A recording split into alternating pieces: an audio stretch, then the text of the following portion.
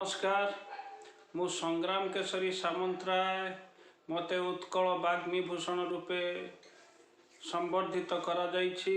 आज सुंदर मो भाषा साहित्य अनुष्ठान जम्बुरा केन्दुझर तरफ 75तम ऑडियो कविता आसर आयोजन करने को जाउछंती। एई परिप्रेक्षी रे मते सेठारे मुख्य अतिथि रूपे चयन करा जाइछि। एई अनुष्ठान रो प्रतिष्ठाता सभापति नारायण कवि नारायण श्रीजुक्त नारायण चंद्र सेनापति महोदय को मु शुभेच्छा एवं अभिनंदन जनाऊँछि।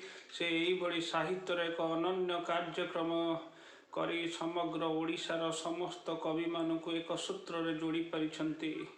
साहित्य सेतेबेले परिस्फुट होता है जेतेबेले साहित्यर भाषा समृद्ध होता है एवं साहित्यर भाषा रे शुद्धता आसी थाए, माधुर्य आसी थाए एवं उच्चारणगत त्रुटि मध्य सुधारे जाई परिबो। आज ये जो प्रयास करिछंती ये तीन गोटी रूप रे सफल हेबा पई चेष्टारत अछंती, सेथिपई मु तांकु साधुवाद ज्ञापन करूछि। मु मोर अनुभूतिर कथा कहबी। जो कवि माने आज एठारे जोग देबे, ये ऑडियो आसरे जोग देबे, समस्त गोटे कथा कहबी, मोर अनुभूतिर कथा कहबी। मु जेतेबेले साहित्यर संरचना आरंभ कली, क्यों परिप्रेक्षी रे संरचना आरंभ कली, किभली कविता लेखुथिली से विषय किछि कहबी। जहा फल नवागता माने जो साहित्य रे पाद देउछंती, नुआ करी पाद देउछंती, यहा सेमानक पई बहुत उपयोगी होई परिबो। गोटे कवि साधारणतः दुई प्रकार कविता लिखि थाए। गोटे प्रकार कविता हेउछि गीति कविता, आ गोटे प्रकार कविता हेउछि आधुनिक कविता। आधुनिक कविताटी गद्यर स्वर रे रचित होइथाए एवं से गद्य गुड़िक प्रभावमान होइथाए पद्य शैली रे। यह पढ़िला समय बहुत आनंद देइथाए। एवं गीति कविताटी यह जेतेबेले कौन सी व्यक्ति या बोली थाए स्वर दे, यह बहुत मधुर लगी थाए एवं माधुर्य बहन करी थाए एवं साहित्यर भिन्न एक रूप को यह परिप्रकाश करी थाए। जेतेबेले दर्शक शुणी थाए गीति कविता को ताको बहुत आनंद दे थाए एवं से ताको मध्य मन रखी थाए। जो भली भावे कविता हेबा दरकार। गोटे कविता लेखा जाइथिला, शैल शिखर तलप बरजी बंधुर शिला भेदी, कल कल नदे गिरिवन पदे बहुछुतु महानदी। महानदी जो भली पहाड़ पर्वत को अतिक्रम करी बड़ पत्थर को अतिक्रम करुची, छोट पत्थर को अतिक्रम करुची, किंतु तार जो पानी रही तार बारिधारा ये प्रवाहमान हेउची, तार गति को कहीं हेले अवरोध करि पारु नाहंती एवं से प्रथम रु शेष पर्यंत गतिशील रहउची। जेतेबेले गोटे कवि गोटे साहित्यिक जेतेबेले तार लेखनी चालना करुची, से जो शब्द प्रयोग करुची, जो सुमधुर भाव को से विच्छुरण करुची, ताहा मध्य यही गतिशील हेबा दरकार। प्रथम रु शेष पर्यंत गतिशील हेबा दरकार। तार भितरे माधुर्य भरी रहिबो, ता भितरे एक बृहत भाव भरी रहिबो एवं तारी भितरे समाज को परिवर्तन करिवार धारा मध्य भरी रहिबो एवं तारी भितरे प्रेम प्रेम विरहर कथा मध्य भरी रहिबो। साहित्यर अनन्य स्वर होउछि प्रेम। प्रेमर विभिन्न परिभाषा एवं प्रेम को नहीं जेतेबेले साहित्य संरचना करा जाइथाए, सेतेबेले युवगोष्ठी माने बहुत आह्लादित होइथान्ते, आनंदित होइथान्ते। किंतु यार प्रयोग यही हेबा दरकार जो बड़ी समाज उपर यार कुप्रभाव पड़िबो नहीं एवं युवगोष्ठी को सेमानक लक्ष्य पथरु विच्युत करिबो नहीं। मु जेतेबेले मोर प्रथम कविताटी लिखिथिली, मोर बापा जेतेबेले चली जाइथिले, मते बहुत दुख रे मु आतजात हेउथिली एवं से समय गोटे कविता लिखिथिली स्वर्ग रे बापा। एवं बापांकर समस्त कार्यकलाप बापांकर मो सहित थिबा समस्त अनुभूति को नहीं मुझे कविताटी लिखिथिली एवं से कविताटी को जेतेबेले सामाजिक गणमाध्यम रे मु पढ़िबा को लागिथिली, बहुत गुड़िए पाठक सकारात्मक मंतव्य देइथिले, ताहा मते उत्साहित करिथिला आगो को बढ़िबा पई एवं कविता लिखिबा पई। मोर द्वितीय कविता थिला आउ एक विश्व। जेतेबेले विश्वर चित्रपट बदली बदली जाउथिला, मु सेतेबेले चिंता कली जदि यही विश्व पर कवि आउ गोटे विश्वर परिकल्पना करिबो, आउ गोटे विश्व पई जदि मनुष्य चिंता करुछि, से विश्व जदि ताकु मिली जिवो, से विश्वर रूपरेख किभली हेबो, तारी उपरे मध्य गोटे कविता लिखिथिली। नुआ प्रकरण को जेतेबेले गोटे कवि चयन करिथाए, से प्रकरण माध्यम रे कवि सूचई दिए तार नूतनत्व को, तार भावधारा को एवं तार समाज प्रति थिबा अंगीकार बद्धता को। परिवर्तन स्वर ताकू एक नूतन सिद्धांत प्रदान करिथाए से सिद्धांत माध्यम से कविता को रचना करिथाए। आजिर युवपीढ़ी जो कविता रचना करुचंती आध्यात्मिकता तत्व एवं आध्यात्मिकता भाव से कविता से माने रचना करुचंती।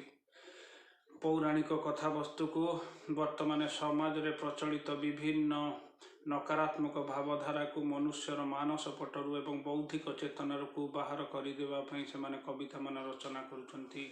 या बहुत हृदयस्पर्शी होउची जेतेबेले गाँर चित्रटीए गोटे कवि तार लिखनी माध्यम रे संरचना करुची सेतेबेले से सूचई दउची जे किभली भाबे गाँर चित्रपट रही सेठारे जो मनीष माने रहुचंती सेमानक जीवन चलणी किभली रही से माने केउं प्रकार असुविधार सम्मुखीन होउचंती तार भितर विभिन्न शब्दराजी को से प्रयोग करुची एवं तार भाव माध्यम रे से सूचना देउची। एई भली कविता रचना जदि करा जीव गोटे पाठकर हृदय को से किणी परिबो बा जिणी परिबो। अतएव आज युवपीढ़ी मानक पई बड़ प्रश्न होउची जदि से माने कविटीए हेबे किंबा जदि गाल्पिकटीए हेबे जदि उपन्यासकार हेबे जदि शिशु साहित्यिक हेबे जदि भ्रमण कहानी लेखिबे जदि से माने आध्यात्मिक तत्व उपर साहित्य रचना करिवे जदि से माने अनुभवर साहित्य रचना करिवे ताहले से मानकु सहज शब्द माध्यम रे समस्त साहित्य को परिप्रकाश करने को पड़िबो एवं समस्त भाव को प्रत्येक वाक्य समस्त भाव को बहन करने को पड़िबो एवं महानदी जो भली गतिशील होइछि तांकर साहित्यिक लेखा कविता हेउ गल्प हेउ सेही भली गतिशील हेबो जाफल पाठकटी चाहिबो मु आगो को पढ़ी पढ़ी जीवी एवं सेही लेखाटी एक आमोददायक भित्तिभूमि उपरे मध्य संरचना करा जिबा दरकार। साहित्य मनीषर भावावेग सहित जड़ित साहित्य होउछि समाजर दर्पण अर्थात जेतेबेले गोटे कवि तार लेखाटी परिप्रकाश करिथाए सेतेबेले से कला संस्कृतिर कथा कहे से भाषा भावर कथा कहे से शिक्षा एवं समाज सेवार कथा कहे से परिवेशर कथा कहे तार भितर साहित्य आज रुधिबंत होइछि साहित्य गतिशील होइछि एवं साहित्य प्रवाहमान होइछि। कवि नारायण चंद्र सेनापति जो अनुष्ठान करिछंती केन्दुझर रे एई अनुष्ठान संपूर्ण साहित्यिक सहयोग भित्ति रे यह गठन करा जाइछि समस्तंकर सहयोग रहिछि विशेषतः युव कवि मानकु से प्रोत्साहन देउछंती प्रेरणा देउछंती जहा फल अधिक रु अधिक कवि अख्यात पल्ली आसी अनुष्ठान सहित जोड़ी हो सारे एवं आगामी दिन में से अनेक गुड़िए साहित्यिक सृष्टि करेंगे बोली परिकल्पना रखिंट। साहित्यर नवदिगंत को स्पर्श करने से जो परिश्रम करुँचे से अध्यवसाय करें स्वागत जन करवा एवं साधुवाद जनइबा यही जड़े कवि जदि गोटे अनुष्ठान गठन करिसेंती एवं तांकर कौनसी गर्व अहंकार न रही जदि से तांकर कार्यक्रम तांकर भावधारा को संप्रसारण कर चली ताहले आगामी दिन में यह एक सर्वश्रेष्ठ अनुष्ठान होगापी योग्यता बहन करिवो। आज अनेक गुड़िए अनुष्ठान गठन होउछि परवर्ती समय विभिन्न कारणरू विभिन्न कर्मी मान भीतर विच्छेद घटुची किंतु ये अनुष्ठान जे कर्मकर्ता रही जे मुख्य रही प्रतिष्ठाता रही एक बृहत भावना रही जहाँफल से अनुष्ठान को सुचारू समस्त कार्यक्रम को सुचारू रूपे संपादन करुँच। जेतेबेले कौन से अनुष्ठान नीति नैतिकता भितर कार्य करिथाए सेतेबेले से अनुष्ठान टी सर्वश्रेष्ठ अनुष्ठान रही था। जेतेबेले साहित्य को प्रोत्साहन देवाई गोटे संस्था गठन होता है एवं साहित्यिक मानकर समस्त कार्यक्रम को से विचार भितर ग्रहण करिथांती सेतेबेले अनुष्ठान टी सर्वश्रेष्ठ होता है।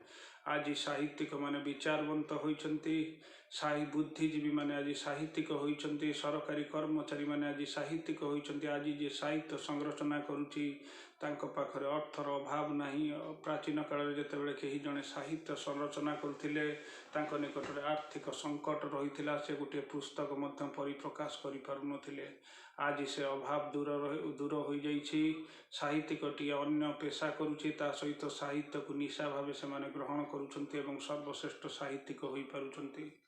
परिप्रकाश करने लक्ष्य रखिंट अनेक गुड़िए पुस्तक परिप्रकाश होउछि किंतु जदि कालजयी साहित्य करने कई जने चेष्टा करुछि कई जने साहित्यिक जदि अंटा भिड़ुछि ताले से यही भली साहित्य तैयारी करने दरकार। से जो पुस्तकटी प्रकाशन करिवो अंततपक्षे समस्त पाठकों द्वारा ता ग्रहणीय हो पारिबो। जदि आपणकर परिश्रम एवं सामाजिक मूल्यबोध भितर जदि आपण साहित्यटी संरचना करुचंती एक भाव एवं एक लय जदि आपण साहित्य संरचना करुचंती अधिक पठन पर जदि आपण साहित्य संरचना करुचंती लोकाभिमुखी साहित्य जदि संरचना करुचंती एवं ग्रामांचल एवं आंचलिक साहित्य उपर जदि आपण गुरुत्व देउचंती ताले आपण जो साहित्यटी रचना करिवे ताहा कालजयी होई परिबो। आज अनेक गुड़िए पुस्तक रचना करा जाउछि जेतेबेले पत्र पत्रिकार कौनसी लेखकर लेखाटी बाहरुछि स्वतंत्र रूपे से धार्मिक लेखा देउछि किंबा से परिवेश संपर्कित लेखा देउछि किंबा जगन्नाथ तत्व संपर्कित लेखा देउछि। आज मु जेतेबेले दुई गोटी पाठ्य पुस्तक दुई गोटी कविता पुस्तक जेतेबेले संरचना करिछि गोटी हेउछि आम जुग जिंदाबाद आ गोटी हेउछि परिवर्तन कविता संभार समस्त कविता जति भितर संरचना करा जाइछि आध्यात्मिक तत्व भितर संरचना करा जाइछि समाज को परिवर्तन करिबा पई समस्त कविता संरचना करा जाइछि। एक नुआ धारारे मु कविता लिखिबा पई प्रयास करिछि। जदि कौनसी कवि एवं लेखकों पाखरे किछि समय थाए ताले जदि ए कविता पुस्तक को से माने पठन करिबा पई चाहिबे मु मध्य ताहा प्रदान करि परिबि। प्रिय बंधुगण कवि कवयित्री माने समस्ते आमे एक नूतन धारार कवि हेबा पई प्रयास करिबा नूतनत्व भितर साहित्य रचना करिबा जहा फल आम साहित्य कालजयी हेबो केही मध्य आमको आक्षेप करि परिबे नाही। आमे ए साहित्य को काठारु उद्धार सूत्र रे पाइचे किंबा कहार जिनिस को आमे चोरी करी आनीचे आमे निजस्व साहित्य सृष्टि करिबा आम भाव एवं आवेग को आमे सहज एवं सरल सूत्र रे परिप्रकाश करिबा जहा फल एक कालजयी साहित्य सृष्टि होई परिबो। समय आमको आह्वान करुछि समस्ते किछि किछि साहित्य सृष्टि करिबा एवं आम भावावेग को नहीं साहित्य सृष्टि करिबा एवं नूतन पीढ़ी एवं उत्तर पीढ़ी पई आमे वार्ताबह होई रहिबा। नमस्कार, जय जगन्नाथ, समस्तंकर मंगल हो।